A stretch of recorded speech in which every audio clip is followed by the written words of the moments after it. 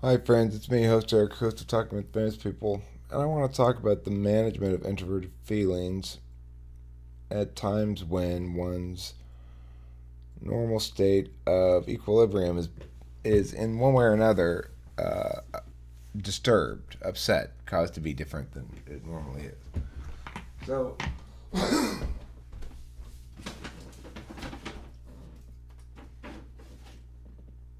I am in precisely such a condition right now, which is to say, it's Sleepy Week.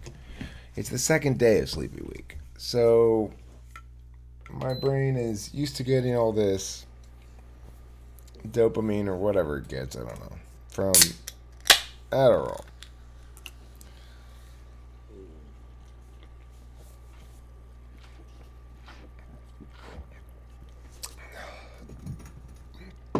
Now all of a sudden it's not, and I get emotional, and it's like,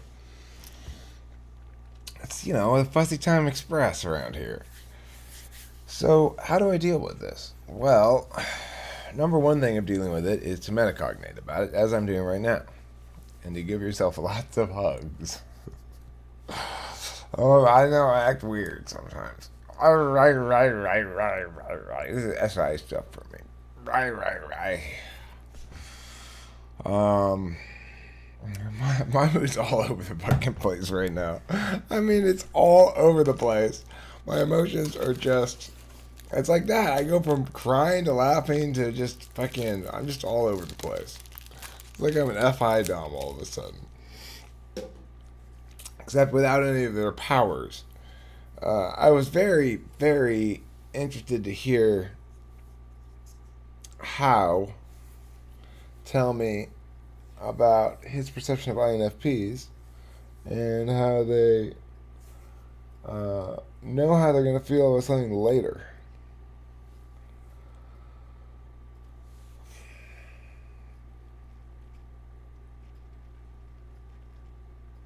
I don't know how I'm going to feel about something later, but I was reflecting on it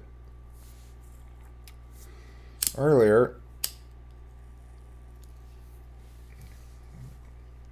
because that's really the crux of the issue, isn't it? I have no idea how I'm going to feel about anything later.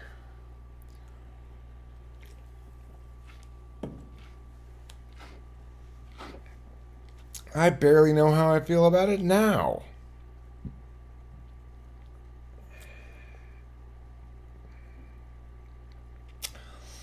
But that doesn't mean that I don't feel something about it now, and it doesn't mean that I'm not going to feel something about it later. Like, it took me years to realize how badly my first girlfriend breaking up with me impacted me, or how much I loved her. It took me years to figure that out.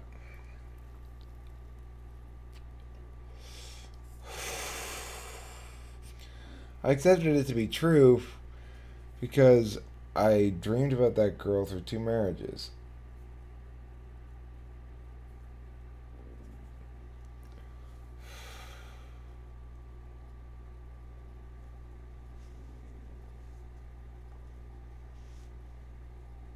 Howe says I should wait for my duel, that it's worth it.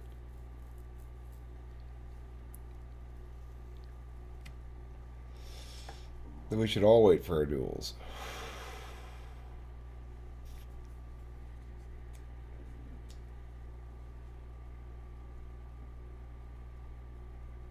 I believe him on some important level.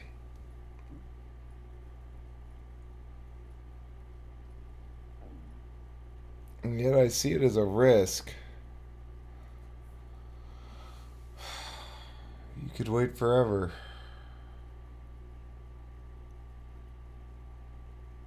on an idea.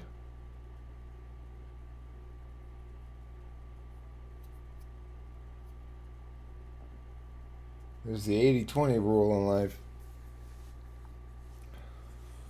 You know, nobody ever provides more than 80% of what you want them to provide. You know, it's like when you're hiring somebody, 80% of what you want is what you're going to get. at best. Go for that. If you see it, grab it. Same thing in relationships.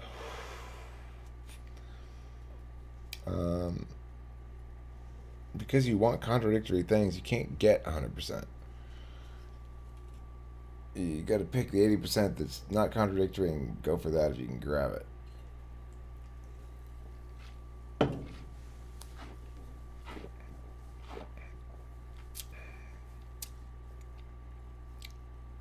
Maybe it's not true in relationships. Maybe you can get 100%. Maybe you can find your dual and it work perfectly and everything be wonderful. And it's like a fairy tale. I don't know. I know I'm fidgety as fuck.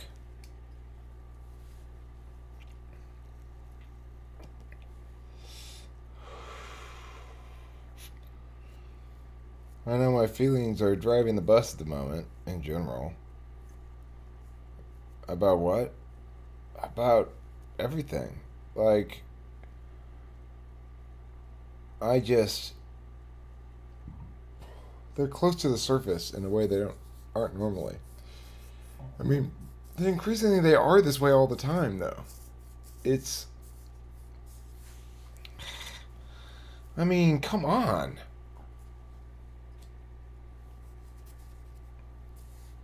I'm so fidgety. What? Why am I so fidgety? Let it be the paucity of speed. Oh, paucity. Do you have a paucity of speed? Yes, I do. The paucity you mentioned exists. A lack. Yes, a lacking. I'm lacking in sufficiency. I'm insufficiently vigorous in my consumption of that which I do not have. Are you sure about that construction there? Sounds like you just said the opposite, kind of.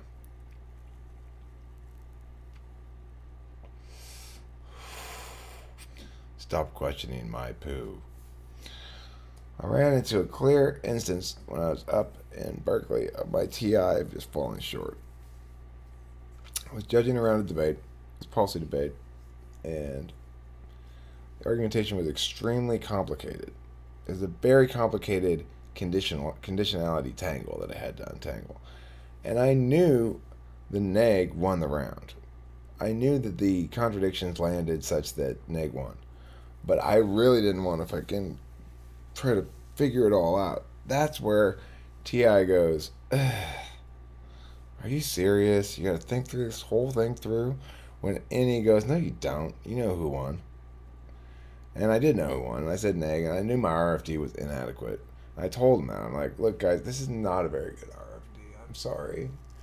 Reason for decision is RFD. Explanation to the debaters why you voted one side or the other.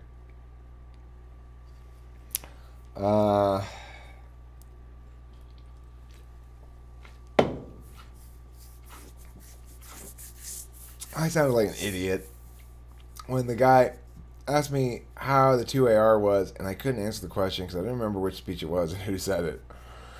And it made it sound like I didn't know what I was doing. But I did know what I was doing. I just didn't want to go back and figure all that shit out. My brain was exhausted. It was such an intensely heavy TI round. There were so many arguments going on. It was so complicated a tangle that my brain just was done. I just didn't have that much TI left in me. But NE knew the right answer anyway. It didn't matter. Later on, I figured out why. I figured out the best thing I could have said, which is because at the beginning of the 1AC, you said the best way to make you change in this round is to vote for the other team because that would make you stop running this AF. Simple enough answer, but it was so far back in the conditionality chain that I didn't think of it, and I had like 16 pages of notes in front of me. You know, it was ridiculous. That was one of the most intense intensely heavy TI rounds I've ever experienced.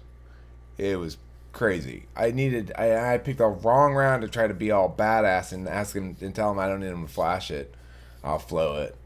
I'll flow it. And then they're just like, I told them I can handle anything and I'll flow it. And then they went fucking lightning fast. Like, faster than I could even flow. And there was one guy, one of the four, I couldn't keep up with him. I just couldn't. It wasn't that he was unclear, that I literally couldn't keep up with him. And that's frustrating when you're a palsy debate coach. It's really frustrating. You feel like a scrub, you know? That was hard. But that's why everybody flashes everything nowadays. Nobody tries to flow it anymore. I shouldn't have tried to do that. That was overly ambitious of me. I didn't know it was going to be that kind of round.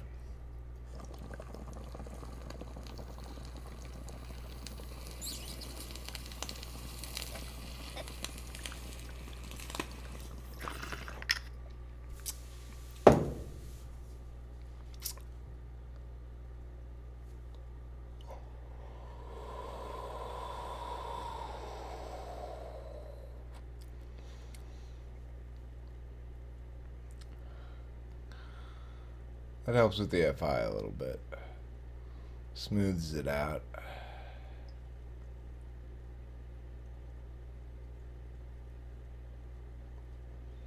Feelings are still there. About time for me to go back to bed anyway. Happy Sleepy Week, everybody.